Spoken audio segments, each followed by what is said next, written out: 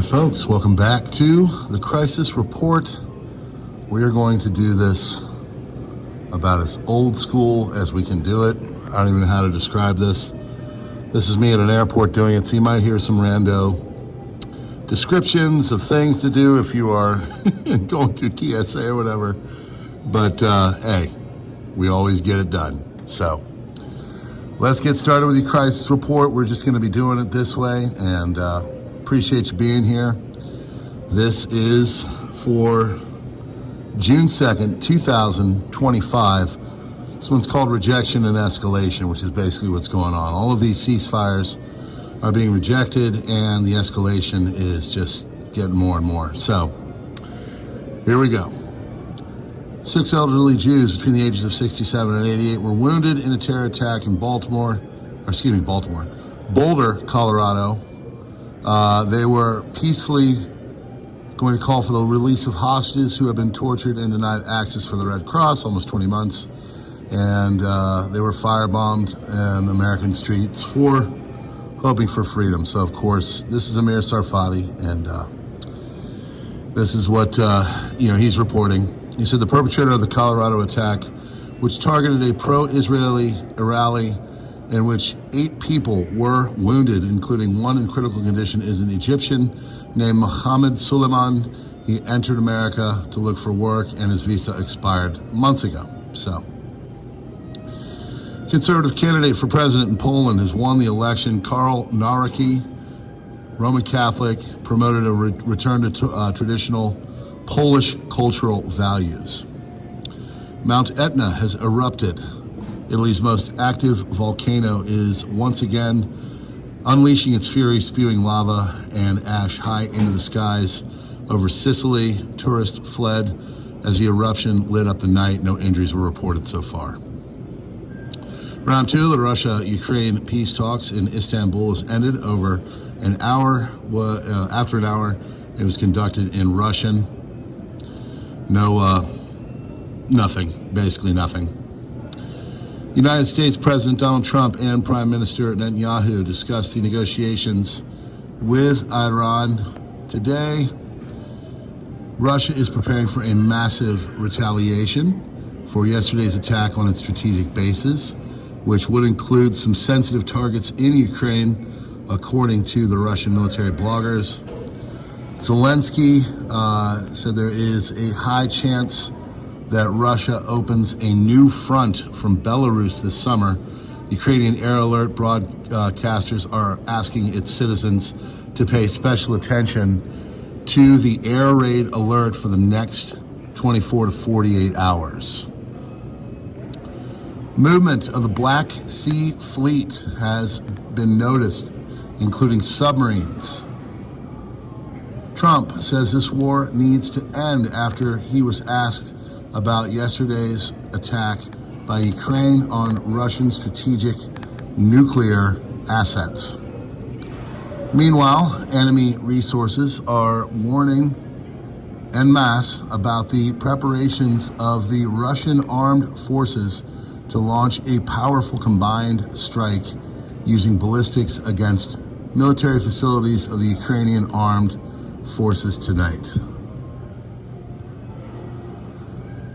New high-definition satellites are suspected to have captured multiple damaged early warning aircraft at the Ivanovo-Severny Air Force Base in Russia.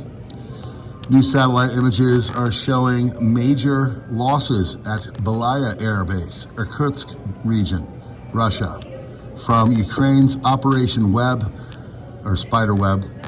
At least 4 and possibly 5 Tu-95 bombers were destroyed. 1 Tu-22 bomber and possibly up to 4 were destroyed in just a single base. 5 were definitely destroyed, but likely up to 9, and this unprecedented, which it is. Secretary of Commerce Howard Lutnick says that tariffs are not going away. Container shipping traffic from China to the U.S. is plummeting. Number of ships departing from China to the U.S. over the last 15 days has dropped to its lowest since February, excluding the Chinese New Year-related decline in February. This is the lowest level in over a year. Shipping volumes have declined by 50% since mid-April as reciprocal tariffs begin. This is all despite U.S.-China 90-day tariff truce announced on May 12th. The effective U.S. tariff rate on China is above pre-April 2nd levels at 33%. U.S. trade is coming to a halt. There's an enormous thread on Reddit of teachers complaining about immigrant and other minority students being low functioning and destructive.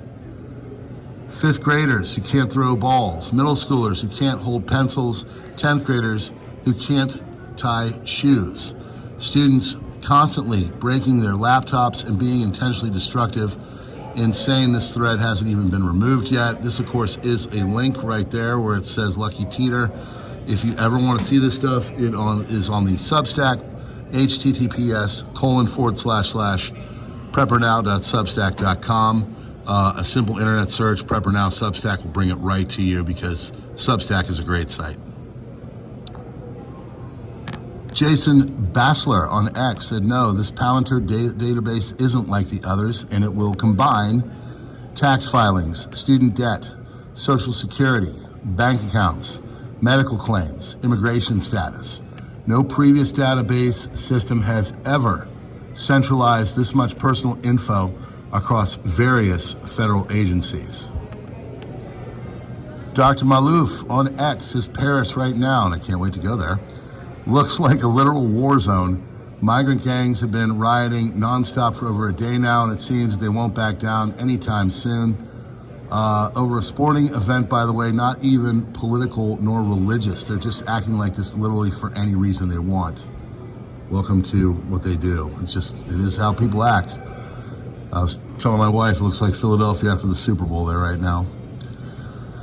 Axios now reports that the most recent U.S. proposal to Iran did not include a demand for zero enrichment, stating that Iran would be allowed to enrich uranium at a limited rate for a period of time. If the Axios report is true, this is remarkable for two reasons. One, it shows that the U.S. is willing to compromise on its red lines regarding Iran's uranium enrichment, and Iran is reportedly drafting a rejection to this proposal, despite the fact that it would allow Iran to enrich uranium on its own soil. So why would Iran reject it? Well, likely because the U.S.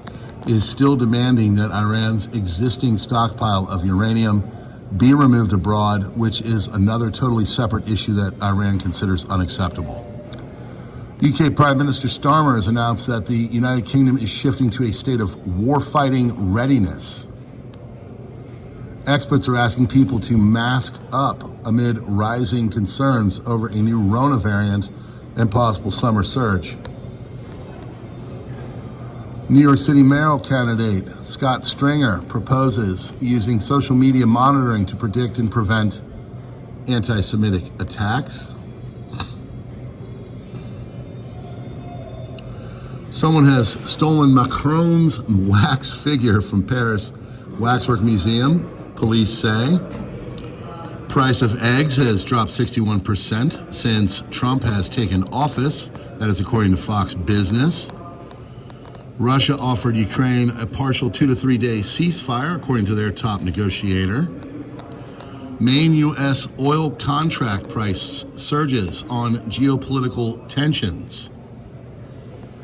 U.S. Treasury Secretary Bessent accuses China of holding back products that are essential to the U.S. industrial supply chain.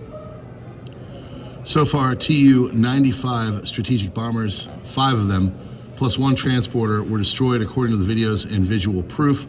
The attack on only 2 bases was successful. The other 2 have failed. Why did the Russians keep those bombers unprotected? Because of the New START treaty requirements. New START treaty signed in 2010, extended through February 4th, 2026, includes provisions for the verification of strategic offensive weapons, including heavy bombers equipped for nuclear armaments. The treaty mandates that these bombers be based at locations visible to national technical means, or NTM, of verification, such as satellite imagery, to allow monitoring by the other party. This implies that strategic bombers should be stationed in a way that makes them observable, typically, or designated air bases to confirm their status, whether they are nuclear armed or converted to conventional use. Negotiations between Russia and Ukraine in Istanbul ended after an hour and a half. Negotiations initiated by Trump are officially dead. Zelensky managed to cancel them yesterday, of course, with his little incident. Iran rejected the U.S. nuclear proposal. According to Reuters, Iran is drafting a negative response to the U.S. initial offer, which was delivered to Tehran a few days ago. Reuters reports that Iran's response can be considered as a rejection of the U.S. proposal. Russia and Ukraine today agreed to exchange 6,000 to 8,000 fallen soldiers, to 6,000 to 6,000, 6,800, or 8,000, so 6,000 to 8,000 soldiers, and exchange around 1,200 to I think it's 1,600, these are messed up, wounded prisoners and various under the age of 25. That was the only thing agreed upon. Meanwhile, Russian military bloggers are writing that a massive drone attack is being prepared to respond to yesterday's attack. Russian army is capturing several settlements in the Sumy region today and rapidly advancing. There have been no comment from the Russian government about yesterday's debacle more than 24 hours ago. Number of lost bombers, according to satellite images now, is around 12, which were totally destroyed, and the others were damaged and will be sent for repair. Russia's UVB-76 buzzer station has been transmitting 8 encrypted voice messages, an unprecedented number. Only happens during nuclear readiness drills or in preparation for major attacks. Indian Prime Minister Modi may skip the G7 summit for the first time in 6 years due to problems in relations with Canada, he wrote in India Today. UN General Assembly has elected former German Foreign Minister Annalena Baerbock as the president of the 80th session. U.S. has extended tariff pause on select Chinese goods until August 31st. This is good news. Australia, Philippines have slammed China over military buildup. Australia's Defense Minister Richard Marles urged China to explain its extraordinary military expansion. He warned the buildup is the largest since World War II and lacks clear strategic intent. Philippines Defense Minister Gilberto Teodoro Jr. called China absolutely irresponsible in the South China Sea. $1,000 worth of FPV drones versus $7 billion worth of Russian bombers. Ukraine's Spiderweb attack used just 117 $1,000 drones launched from inside Russia to damage or destroy 34% of Russia's strategic bomber fleet. So $1,000 drones versus $100 million plus per aircraft. Asymmetric warfare is evolving, obviously. Russian-Ukrainian delegation did not shake hands and offered little to suggest progress on potential deal as Putin refused to budge from the maximalist demands. According to the FT, Russia's lead negotiator, Vladimir Medinsky, denied abducting tens of thousands of Ukrainian children, calling it propaganda. So they're throwing around crazy numbers and will return everyone. There is no kidnapping. Russian soldiers save them. Don't perform for European aunties who don't have children. That's according to Axios. Karl Nawrocki has become Poland's new president with backing from the conservative nationalist Law and Justice Party. He's mixing support for Ukraine with fierce Euroscepticism, U.S. alignment, and historical grievance.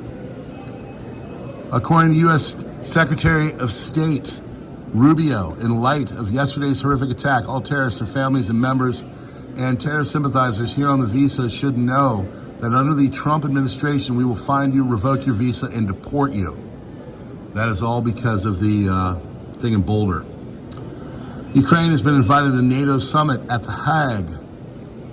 Trump's Justice Department is examining pardons issued by Joe Biden.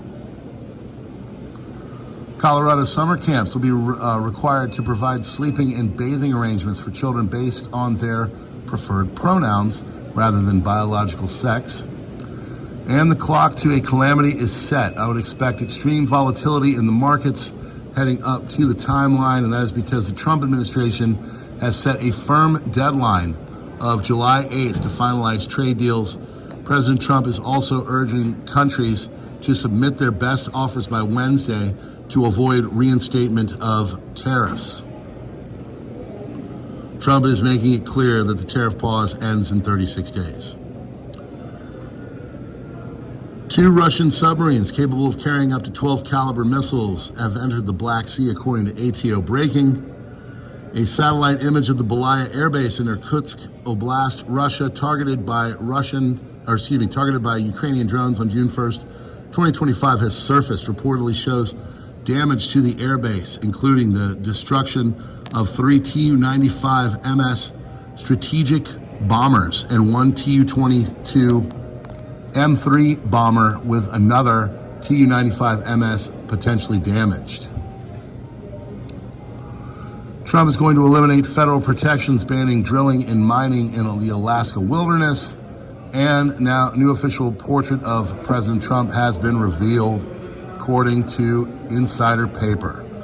Friends, that is your crisis report for June 2nd, 2025. God bless. Pray for us as we travel across the pond, and we will see you on the next one.